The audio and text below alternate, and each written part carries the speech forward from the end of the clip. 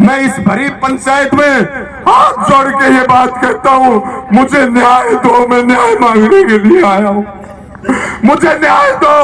ये सरकार मेरे पीछे पड़ी हुई है, जेपी दलाल मेरे पीछे पड़ा हुआ है कि इस पूरे षड्यंत्र का मास्टरमाइंड पूर्व मंत्री जेपी दलाल है, उसके अलावा कोई नहीं। और वो लड़के यहां बैठे हैं और ये महापंचायत बैठी है और वो अनिल बैठा है, उससे किसी बात की तसल्ली करनी हो तो उनसे करो। मेरा कोई दोष और कोई गलती 1000 किलोमीटर तक भी साबित हो तो ये बात मैं आपको पहले कह रहा हूं, इसी चबूतरे के पीपल के पेड़ के ऊपर मुझे फांसी दी जाए, ये मेरी सबसे पहली बात है।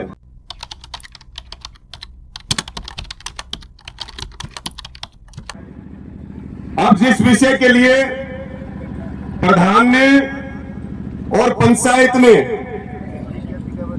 आज की पंचायत का विषय और जो मुद्दा है, जो मेरी जिम्मेवारी लगाई है कि आप सारी बात बताओ कि बात क्या थी, उससे पहले मैं ये प्रार्थना करूंगा कि भाई बहुत दूर दूर तक लोग आ रहे, बात कोई छोटी नहीं है, इसलिए अनुशासन बनाना अपना काम है, व्यवस्था बनाना अपनी जिम्मेदारी है। और मैं बात बताने से पहले एक बात कहता हूं कि ये पंचायती व्यवस्था का ये सुप्रीम कोर्ट है जिस महापंचायत में हम बैठे हैं, और मैं जो भी बात कहूंगा वो 100% सच्ची कहूंगा। और आज महापंचायत इस बात के ऊपर फैसला जरूर करे, चाहे समय कितना भी लगे, लेकिन अगर मेरा कोई दोष और कोई गलती 1000 किलोमीटर तक भी साबित हो तो ये बात मैं आपको पहले कह रहा हूं, इसी चबूतरे के पीपल के पेड़ के ऊपर मुझे फांसी दी जाए, ये मेरी सबसे पहली बात है।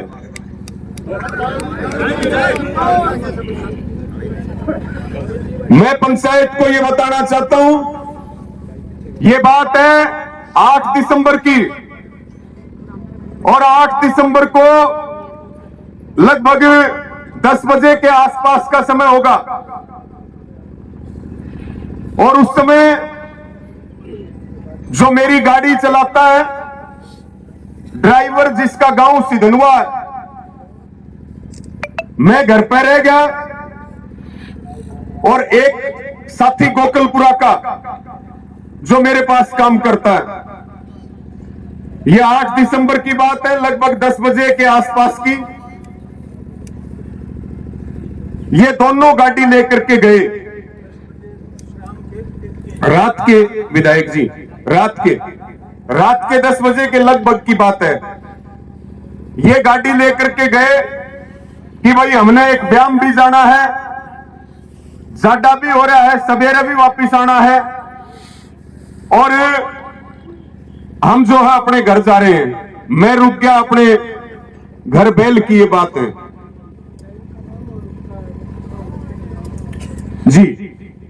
जो सिधनवा का जो भाई है, लड़का है, उसका नाम है मोहित, और जो गोकलपुरा का है उसका नाम है विकास।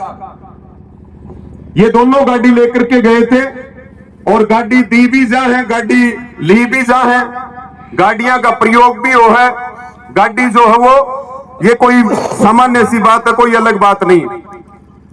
सवेरे मेरे पास लगभग जो है, हमने हिसार जाना था किसी प्रोग्राम में, सवेरे मेरे पास सूचना आई, गोकलपुरा वाले विकास ने मुझे बताया कि भाई ऐसे ऐसे रोज आने से गाड़ी का एक्सीडेंट हो गया। मैंने ये कहा कि भाई कोई बात को नहीं, हो गया होगा एक्सीडेंट, सब ठीक ठाक है। तो बोला जी सारे ठीक है। हमने एजेंसी में फोन कर दिया, अपनी गाड़ी को हमने एजेंसी में हिसार भिजवा दिया, उसका बीमा था, बीमे में काम हो जाएगा, कोई बात नहीं, एक्सीडेंट हो गया, किसी की जान का नुकसान नहीं हुआ। ये खबर एक्सीडेंट की सोशल मीडिया पर वायरल होगी। जब ये खबर वायरल हुई और मार्कन फोन बाजन लग गया एक्सीडेंट का, तो फिर हमने प्रोग्राम में भी जाना था, सारे फोन अलग अलग स्टेट से, पूरे हरियाणा से फोन बजने लगे। सोशल मीडिया के ऊपर एक सूचना डाल दी गई कि भाई सारे कुशल मंगल हैं, सब ठीक ठाक हैं, कोई दिक्कत परेशानी नहीं। मेरे मन में भी ये बात थी कि भाई एक्सीडेंट तो हो जाएगा, कोई खास बात नहीं, इस बात को खत्म करा जा और जो जिस काम में आपा लग रहे उस काम को आपा जारी रखें। उसके बाद में ये 9 दिसंबर की बात है, जिस दिन एजेंसी में गाड़ी भेजी। शाम होते होते, और इसके साथ में एक बात मैं और भी जोड़ना चाहूंगा, जो बात मैं बीच में रह गई कि भाई इन्होंने मुझे बताया सुबह कि भाई हम बैल पे गाड़ी लेके चले और उसके बाद हम आए सिधनवा, और वहां से सिधनवा का एक भाई और है नमित, उसको लिया और हमने सिधनवा किसी शादी में जाना था। और जो ये मोहित है सिधनवा का कि भाई मेरे, क्योंकि इसको 7 तारीख को भी हमने इशारा दिखाया था, इसके कान में तकलीफ थी, तो इसके कान में कोई दर्द वगैरह की शिकायत थी, तो ये मेडिकल से दवाई लेने के लिए हरियास और इधर आए। और जब ये वापस गए तो ये बात 9 तारीख को पहले मामला था। देखिए समझिए, इस बात को पहले बात बताई गई थी मुझे नीलगाय की रोज की, लेकिन 9 तारीख को शाम होते होते मुझे इन्होंने बताया कि हम तो जी डर गए थे, गाड़ी में नुकसान ज्यादा हो गया, आप ये कह देते कि भाई गाड़ी ध्यान से नहीं चलाई, हमने रोज का नाम ले दिया, लेकिन गाड़ी रोज से एक्सीडेंट नहीं हुई। गाड़ी तो हरियावास गांव में पिकअप गाड़ी में लगी और उसमें नुकसान होया, सच्चाई ये है। फिर मैंने इस बात को कह दिया, मैं बोला भाई सच्चाई तो तुरंत बतानी चाहिए, लेकिन फिर भी कोई बात नहीं, जो भी हो गया वो हो गया, अपनी गाड़ी ठीक हो जाएगी। उसके बाद में 10 तारीख को 10 दिसंबर में हम चले जाते हैं। 10 दिसंबर में रात को लगभग 8:17 पे बहल थाना में एक एफआईआर दर्ज होती है, और वो एफआईआर दर्ज होती है जो हरियावास गांव का अनिल ठाकन है, उसके नाम से वो एफआईआर दर्ज होती है, क्योंकि वो पिकअप गाड़ी अनिल ठाकन की थी। और उस एफआईआर की सूचना और ये सारे इस तरह से बातें चली, तो फिर जाकर के 11 तारीख को अनिल मेरे पास आता है गांव घुआंड के कुछ मोजीज लोगों को लेकर के, और अनिल आकर के मुझे बताता है कि भाई मेरी गाड़ी से आपकी गाड़ी का एक्सीडेंट होया था 8 दिसंबर की रात को। मैं भी थोड़ा डर गया था, नुकसान ज्यादा हो गया था गाड़ी का। मैं अपने घर चला गया, वो अपने चले गए, और मेरे पास 10 तारीख को हरियावास गांव के एक पूर्व सरपंच का फोन आता है, जो पूर्व मंत्री का नजदीकी है, और वो अनिल को बताता है। ये बात अनिल की है भाई, जो मेरे को बताई, मैं वो बात बता रहा हूं। अनिल भी इसे पंचायत में है, वो बालक भी आ रहे हैं, उनके घर के भी आ रहे हैं, सारे आदमी यही हैं।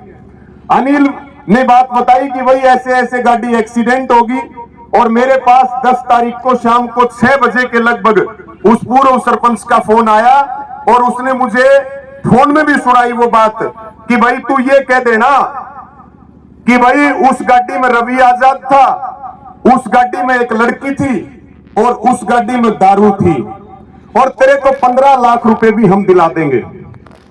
उसके बाद उस अनिल ने कहा कि भाई मैं गलत काम नहीं करूंगा, मैं रवि आजाद को जानता हूं, रवि आजाद गाड़ी में नहीं था, ये जो तुम कह रहे हो ये चीज नहीं थी।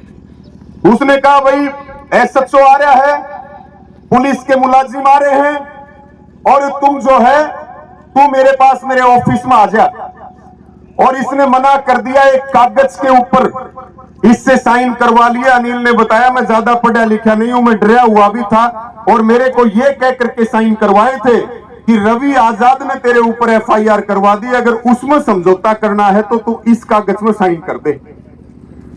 उसके बाद अनिल ने बताया मैं अपने घर में पूछा, मेरे फोन में एक मैसेज आया कि कोई एफआईआर दर्ज हुई है, मैंने कोई बालक पकड़ा पढ़ा लिखा, उससे मैंने पूछा यो क्या मामला है।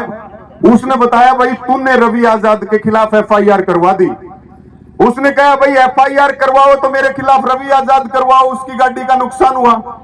और फिर ये सोशल मीडिया के ऊपर पूर्व मंत्री उससे जुड़े हुए लोगों ने इस चीज को चलाना शुरू किया। फिर ये अनिल जो है मेरे पास बैठ करके ये अनिल ने सारी बात बताई मुझे कि भाई फिर मैंने संपर्क किया, आपके नंबर नहीं थे और लोगों से, और आज मैं आपके घर पे पहुंचा हूं और ये एफआईआर झूठी है, ये एफआईआर धोखे में करवाई गई है और समझौते का नाम लेकर के साइन करवाए गए थे। मुझे लोभ और प्रलोभन दिया गया था कि भाई मैं जो है ये चीज बोल दूं, लेकिन मैंने बोली नहीं और मैं थाने में जाके एफिडेविट देने तैयार हूं। मैंने मेरा ये वीडियो बना दिया है और आप बैठ करके लाइव करो, मैं सारी बात जो है सबके सामने कैमरे पे बताऊंगा कि भाई एक्सीडेंट को षड्यंत्र का रूप मत दो, राजनीतिक साजिश करके किसी आदमी की छवि खराब मत करो। ये सारी बात हुई।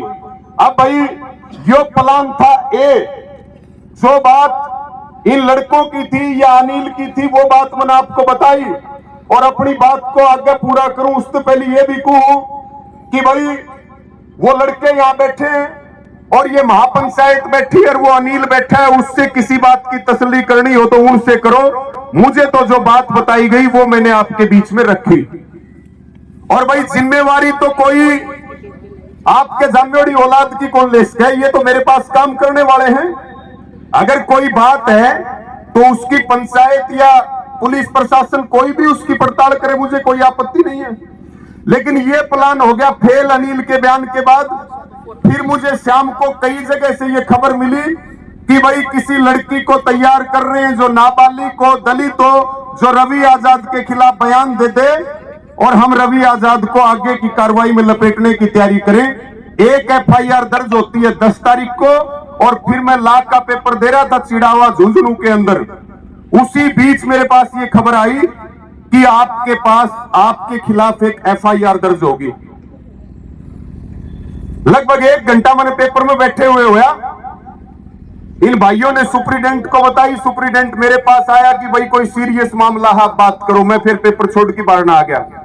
बाहर आकर के मैंने देखा, मैंने फोन में पढ़ा, सोशल मीडिया पे खबर चल रही थी कि भाई रवि आजाद के खिलाफ पोस्को एक्ट में, SC/ST एक्ट में और किडनैपिंग के लिए, दलित नाबालिग लड़की से छेड़छाड़ करने के लिए और जान से मारने की धमकी देने का मुकदमा दर्ज किया गया। मेरे एकदम होश उड़ गए कि भाई इस तरह के किसी मामले से तो मेरा 1000 किलोमीटर तक कोई वास्ता नहीं है, मेरा कोई लेना देना नहीं इस मामले से। और इस तरह का मुकदमा दर्ज करके और देखते देखते 1-2 घंटे में पूरे देश में यह समाचार चला गया, पूरा हरियाणा में यह समाचार चला गया कि भाई किसान नेता दुष्कर्मी है, किसान नेता नाबालिग दलित लड़की के साथ छेड़छाड़ करता। और मैं इस पंचायत के बीच में एक बात कहना चाहता हूं, अगर मैंने उस बेटी को शकल से कभी देखा हो, मैंने उसके बाप को कभी शकल से देखा हो और मैं उनका घर का बारना जानता हो, किसी भी सबूत की जरूरत नहीं है। जो उस बेटी का पिता है वो मेरी आंख में आंख डाल करके एक बार ये कह दे कि वो जिंदगी में मुझे मिला भी है या उसकी बेटी मुझे जिंदगी में कहीं मिली है। साथियों, एक विद्यार्थी, ये इतना बड़ा मामला, भाई आज से 4 महीने पहले मनीषा का आंदोलन चला, उस समय भी हम एक बेटी के न्याय के लिए मांग कर रहे थे। और मुद्दा राजनीतिक नहीं है भाई, किसी को यह लगता हो कि मुद्दा राजनीतिक है, मुद्दा राजनीतिक नहीं है। लेकिन जो मेरी जो बात है और जो मेरी पीड़ा है, वो ये पंचायत उस पीड़ा को समझेगी कि भाई 3.5 महीने पहले डिगावा के अंदर मेरे खिलाफ षड्यंत्र हुआ। जब मैं इनके काबू नहीं आ रहा हूं तो मेरे कैरेक्टर पे हमला कर रहे हैं, मेरी सामाजिक हत्या करने की अपराध है भाई। मैं किसान की लड़ाई लड़ रहा हूं, मैं गरीब आदमी की लड़ाई लड़ रहा हूं। मैं डंके की चोट पे इस बात को कह रहा हूं कि इस पूरे षड्यंत्र का मास्टरमाइंड पूर्व मंत्री जेपी दलाल है, उसके अलावा कोई नहीं, और उसके गुर्गे इसके लिए जिम्मेदार हैं। मैंने साथियों, जैसे ये बात हुई, मैं अपनी बात पूरी करूं, ज्यादा समय नहीं लूंगा। उसके बाद मैंने तुरंत ये कहा कि भाई ना तो मैं अंडरग्राउंड होऊंगा, ना मैं फोन बंद करूंगा। कुछ लोग कहने लगे कई साल तक जमानत नहीं होती। मैंने कहा भाई मैं चोर नहीं हूं, ना मैं छुपूंगा और ना मैं फोन को बंद करूंगा। और मैंने ये भी मांग की, जो मुझे जानकारियां मिली, कि भाई सबसे पहले तो पीड़ित परिवार को सुरक्षा दी जाए। जिस हिसाब का दबाव चल रहा है, अगर कल को कोई बात होगी तो उस मामले में भी मुझे लपेटने की कोशिश करेंगे। इस घटना से जितने जुड़े हुए आदमी हैं, उनके ऊपर जिस तरीके से प्रेशर दिया जा रहा है, भाई प्रदीप अभी कह रहे थे ये राजनीतिक अड्डा मत बनाओ। मुद्दा राजनीतिक अड्डा बनाने का नहीं है। वो सारे बच्चे यहां बैठे हैं, घटना से जुड़े हुए आदमी बैठे हैं, और वो इस महापंचायत में आकर के बताएंगे कि किन किन लोगों ने किस किस रास्ते से, और पूर्व मंत्री के लोगों ने ये कहा तुम्हारे बच्चों को बचा लेंगे, रवि आजाद का नाम ले दो तुम्हारे बच्चे बच जाएंगे, पीछे भी दे देंगे। उसके बाद मैंने ये मांग की कि भिवानी का प्रशासन जेपी दलाल के दबाव में काम कर रहा है। भाई इस एफआईआर को दूसरी जगह, इस इन्वेस्टिगेशन को शिफ्ट किया जाए और मेरा नार्को टेस्ट करवाया जाए। मैं आज पंचायत में भी कह रहा हूं, इस मांग पे मोहर लगनी चाहिए कि भाई मेरा नार्को टेस्ट हो, जेपी दलाल का नार्को टेस्ट हो, उस बेटी के पिता का नार्को टेस्ट हो, और उस बेटी का नार्को टेस्ट हो। दूध का दूध और पानी का पानी सबके बीच में आ जाएगा। और हम ये भी कह रहे हैं, मैंने कहा कि भाई इसकी सीबीआई इंक्वायरी करवाओ, सीबीआई से इंक्वायरी होनी चाहिए, और जब तक सीबीआई से ना हो इसको दूसरे जिले में इस इन्वेस्टिगेशन को भेजना चाहिए। और इसमें यह भी कोशिश की गई कि भाई इसको दो जातियों का रूप दे दिया जाए। आज ये 36 बिरादरी की महापंचायत है, यहां सारी जातियों सारे धर्मों के लोग बैठे हैं। ये बताओ भाई, मैंने आज तक कभी एक जाति के लिए काम किया है क्या? मैंने कभी एक जाति के लिए काम नहीं किया। तकलीफ चाहे किसी को भी हो, उसकी लड़ाई लड़ने का काम किया है। और आज मैं अंतिम बात कह के अपनी बात को पूरा करूंगा। ये सारा समाज बैठा है और ये सारी महापंचायत बैठी है। कुछ लोगों के मन में यह भी हो सकता है, मेरी बात का बुरा मत मानना, कि बिना निर्णय के पंचायत उठ जाए। कुछ लोगों के मन में हो सकती है बात, लेकिन मैं ये कह रहा हूं कि भाई महापंचायत चलाओ और आज फैसला लो, और फैसला लेकर के अगर आपके इस बेटे और भाई का अगर 1% भी कोई दोष निकल जाए तो पुलिस पता नहीं कब सजा देगी और कोर्ट में पता नहीं कितने दिन में सजा मिलेगी। मुझे आज ही फांसी की सूली पर लटकाया जाए, मुझे कोई इस बात का अफसोस नहीं होगा। लेकिन जिस हिसाब से मुझे एक बलात्कारी साबित करने की कोशिश की जा रही है, एक रेपिस्ट साबित करने की कोशिश की जा रही है, और जिस तरह से मेरी सामाजिक छवि की, मेरे कैरेक्टर की हत्या हो रही है, मैं इस भरी पंचायत में हाथ जोड़ के ये बात कहता हूं, मुझे न्याय दो। मैं न्याय मांगने के लिए आया हूं, मुझे न्याय दो। ये सरकार मेरे पीछे पड़ी हुई है, जेपी दलाल मेरे पीछे पड़ा हुआ है, और मैं दूसरों के लिए न्याय की लड़ाई लड़ता हूं। आज उसी पंचायत में मैं खड़ा हूं, और उसी पंचायत में खड़े मैं इसी सतगामा के गोकुलपुरा गांव में मेरी शादी कर रखी है, और मुझे ये आरोप लगाए जा रहे हैं कि मैंने 16 साल की बेटी के साथ छेड़छाड़ की। और उसके फादर ने ये कहा कि रवि आजाद मौके पे मौजूद था। सबने बयान सुने, 3-4 बार पहले रवि आजाद ने हरकत की है, और रवि आजाद खुद मौके पे मौजूद था, और वो बहुत बड़ा किसान नेता था। मेरी बेटी को बहला फुसला करके गाड़ी में बैठाया और मेरी बेटी के साथ छेड़छाड़ की, जाति सूचक शब्द बोले और जान से मारने की धमकी दी।